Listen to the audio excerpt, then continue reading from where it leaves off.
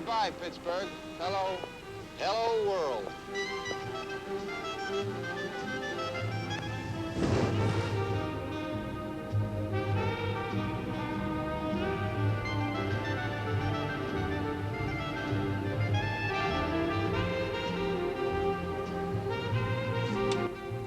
Hi, I'm Martin Milner. Back in 1960, I starred in the CBS television series Route 66. As Todd and Buzz, we traveled all over the country, filming over 100 episodes. Every Friday night, we brought a different part of America into millions of homes across the land. It was great adventure. That television series helped make Highway 66 famous. But that was over 30 years ago.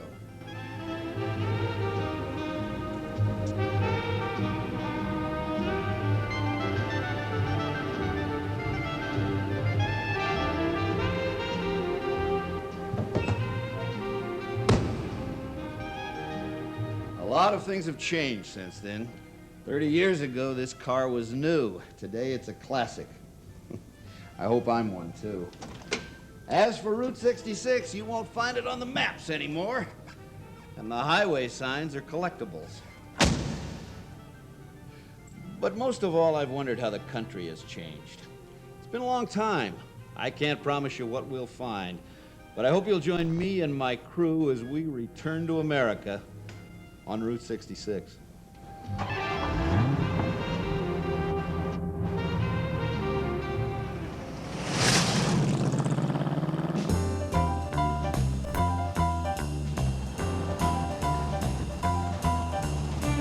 U.S. Highway 66 was a legend long before the pilot episode of the television show ever aired.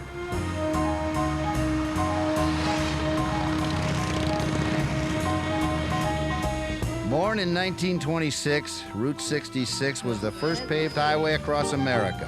It winds from Chicago to L.A. More than 2,000 miles all the way.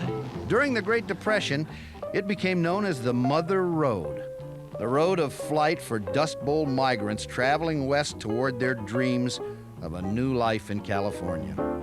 Hey, you go through St. Louis, Joplin, Missouri, Oklahoma City looks mighty pretty. After the war, millions of Americans were getting their kicks while heading west to Disneyland, the Grand Canyon, and Las Vegas.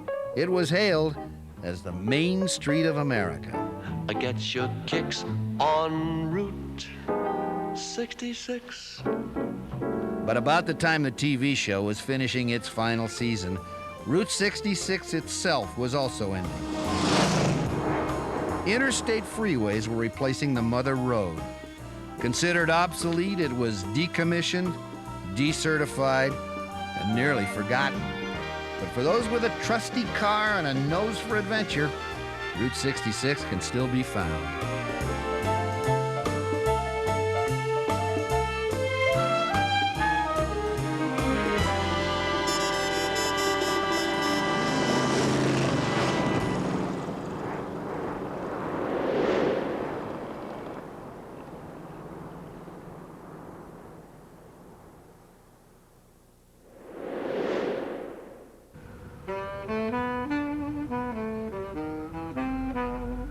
Chicago was the official start of Route 66. Here in the city of the blues, we found a street player that marched to the beat of a different drum.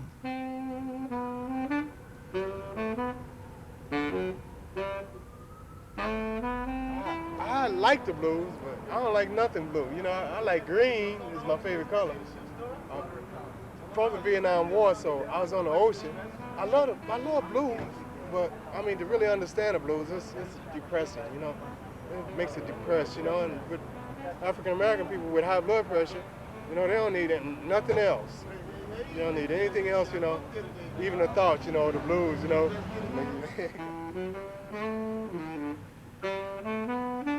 And get your kicks on Route 66. That's the main part I remember on that song. Do-do-do-do-do. And with those lyrical words of wisdom, our journey was underway.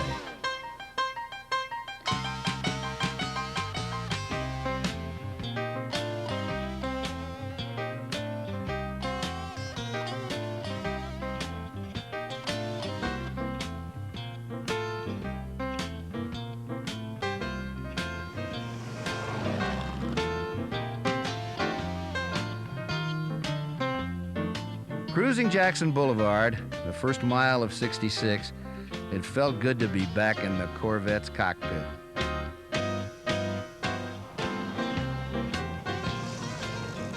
Like millions of travelers before us, our first stop was at a Chicago institution, Lou Mitchell's Restaurant. Here, host Jim Cudis was doing his part to make Chicago the Windy City. Good morning, sir. Welcome to Lou Mitchell's. Nice to see you again. Ish, I have 2 of easy with sausage working, raisin and whole wheat. Some people used to get their start on their trip down Route 66, but coming into Lou Mitchell's, powering up on the coffee, having a nice big meal, and they're on their way. And that's why we all come here, too. It's the best food in the city. We use double yolk eggs. Healthy food belongs in the books. We make an incredible omelet. Everybody will tell you it's just the most incredible omelet they ever ate. I've never seen a guy have a heart attack here yet eating an egg. My God, we've been eating eggs since we were out in the forest. Yolks are not bad for you, they're good for you. Look how many years we've been eating them and we're still around. Can you imagine the old jungle guys eating the large ostrich eggs? If they didn't eat those, how would they have been healthy to give birth to the next future races of which we are the result of?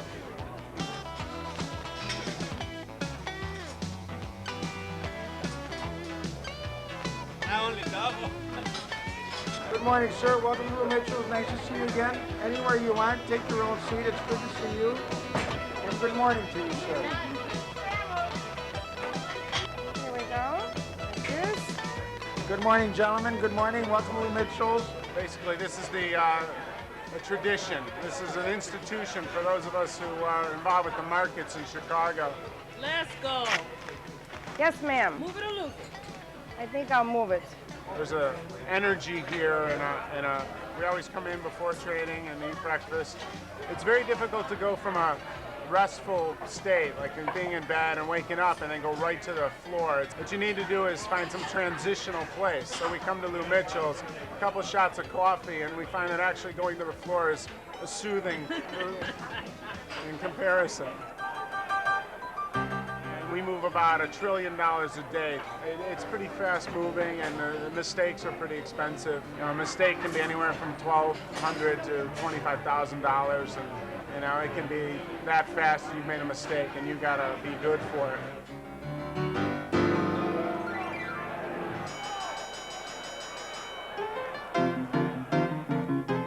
The one thing is that Lou Mitchell's is still one of the last places to sexually discriminate and get away with it. You'll notice that no guys can get milk duds here, but all the women can get them. Just for the women and children, just the ladies get the candy. You don't get any, sir. Just for the ladies and children. And to this lady right here, and that lady right there. Thank you, woman.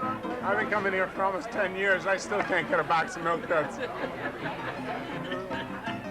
Good food, right prices, and nice people, and a great host. Thank See you, ya. sir. Thank you very much. Thank you, sir. Like a stock trader after his 4th cup, we were restless, anxious to leave the city and embark on our journey through the string of small towns that's always been the heart of Route 66.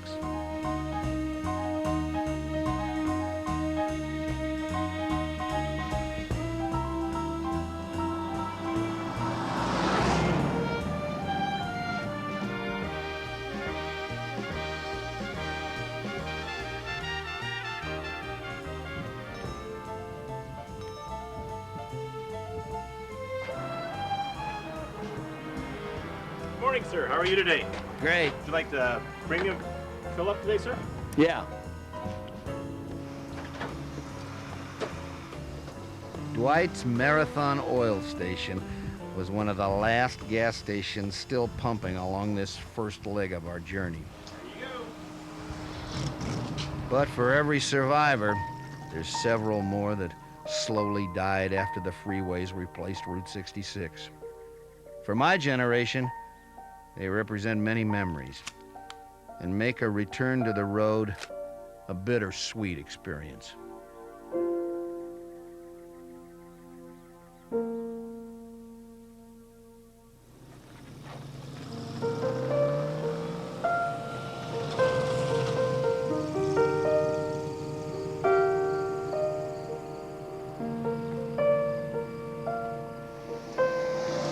Here in Funk's Grove, we saw so many misspelled syrup signs, we knew it couldn't be a mistake. The I indicates syrup that does not have sugar added. In other words, the sugar is in the tap and is cooked. You see, it's not a processed sugar. Now, so it's kind of our trademark, I guess you'd say. This is what we first started tapping with, just a brace of bits. You know, the Indians taught the white man how to make maple syrup. It was made here before the white man arrived. My grandfather, Isaac Funk, came here from Ohio in 1824 with his older brother, Ab. So we've been here quite a while. They've made syrup since that first year. And so on a real good day, everything's ideal, these buckets will fill up in 10 hours. Some way or other, that freezing weather stimulates the sap flow. We don't know why it happens. Sometimes everything seems to be ideal as far as we know, and it isn't running. Other times in the rain, when you think, well, it certainly wouldn't run on a day like this, they just run really good. So, the ladies don't like it, but I said, these trees are all female. That's why we don't understand them. Once in a while I say that. I used to wake up, my wife would hear me talking in my sleep about gathering sap. You know, she'd tease me, you know, and she's always been the sales lady. She's the person that people see. There's just all the difference in the world between the imitation and the pure maple. It has, you know, such a different taste, and we have it a lot. There's not much that it doesn't improve. We left Funk's Grove, as all folks do, in search of worthy pancakes. There was an all-night truck stop just ahead that sounded promising.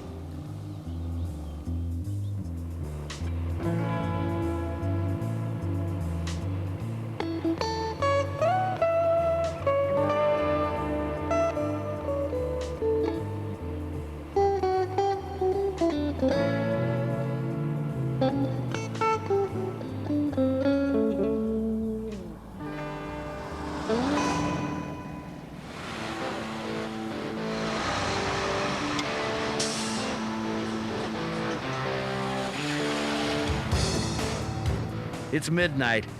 Still rush hour at the Dixie Truckers' home.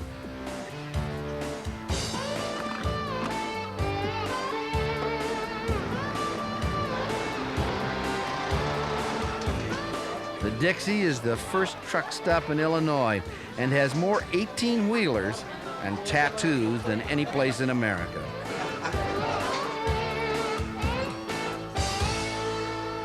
This truck stop, you would not believe, this original truck stop was out there where the trucks are gassing up. That's where the original building was. And I stopped here many, many nights and ate between Springfield and Chicago. Good trucker food. Well, I'm a meat and potatoes man and gravy. Big steaks and violent arcade games are a kind of trucker therapy, releasing pent-up frustration at vegetarian menus and compact cars. For one shining moment, the Dixie lives up to her name. It's a home away from home for this unique breed, the American trucker. Well, my dad was a truck driver, and I guess that's the way it started. I just took up after him, I guess. I used to run around the house with a pipe hand, right, like a steering wheel, you know. I'd play like I was a kid, and I'd run around the house driving this truck, see, and I'd back into the windows like I was backing into a terminal, you know. And so it was a desire of mine from the time I was real young. And I've never really gotten rid of it. Oh, I wish I was in Dixie. This job's not for everybody. You know, it gets lonely. You know, it gets boring. You know, running from coast to coast, after a while, you do it for so long, you know, you get to know every bump in the road. But other than that, where else could you have a job where you see the whole country and get paid for it? You know, I've seen things that a lot of people have to wait until it's time for vacation, or they have to save up to go see it, or they just dream about it. You get to see the sunrises over the Mississippi. You get to see, I've seen the sunset over the Pacific Ocean, and I got paid for it. That's the bottom line. I got paid for it. Look away, Dixieland.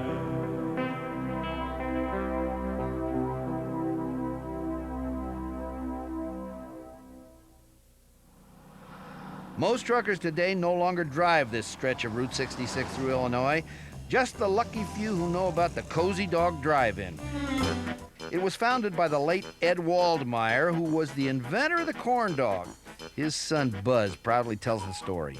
He had nothing against buns other than when you fix somebody a hot dog in a bun, which has been done for a long time, you have two processes. You have to have the bun, and you have to have the hot dog, and you have to have two hands to eat it, and this kind of stuff. He just thought, boy, he says, a hot dog on a stick, one hand free for everything else, you know. So that was his, that's what he had in mind. So we keep our hot dogs in a refrigerated cabinet. Again, it's the Oscar Mayer hot dog, which makes the best corn dogs, next to Cozy Dogs. Batter has self-rising yeast in it, so we have to stir it on a regular basis. And the way we make our Cozy Dogs is with one of these handle things. And this, again, my dad's genius on that. Well, I know this sounds strange, but I eat Cozy Dogs probably 2 or 3 times a week, and they're kind of addictive. They're a habit for me, and sometimes they're really handy. You know, it's real easy to be hungry, and you're always on the run, and you don't have to worry about holding a sandwich with 2 hands. If I'm busy doing stuff, I can just grab a Cozy Dog, and away you go.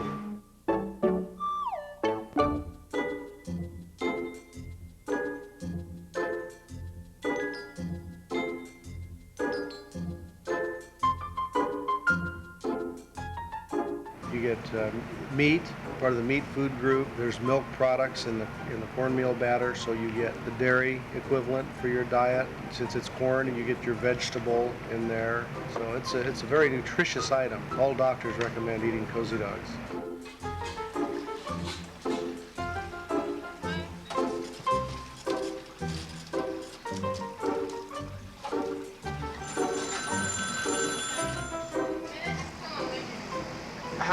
How soon do you want them? Right away. I'll tell you what, you come in here and pay for your 125 Cozy Dogs and I'll cook them up right away. How's that sound? Now, it's going to take longer than 5 minutes. Well, however long it takes to cook 125 Cozy Dogs. I've only got one Cozy Dog cooker. I'll cook them. I'll cook 125 Cozy Dogs, but he's going to pay for them first. Because it takes like... That's a lot of Cozy Dogs. Yeah, you know how many Cozy Dogs that is? We got what?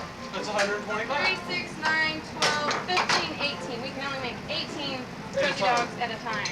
Well, 125 wouldn't be that So long. 18. It'd take me about 20 minutes to make them.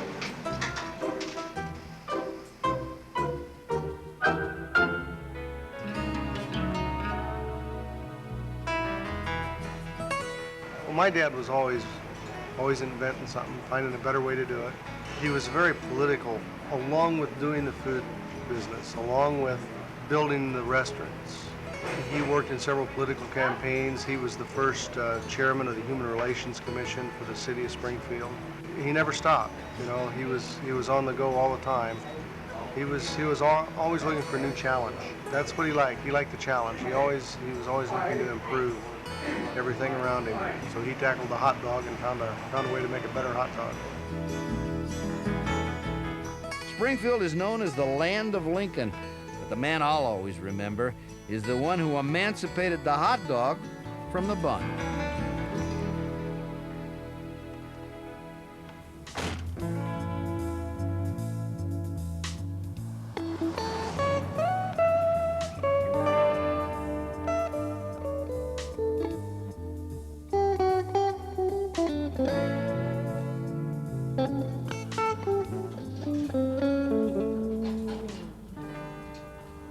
In Raymond, we met another man who might know a little about hot dogs, a retired hog farmer, Francis Martin.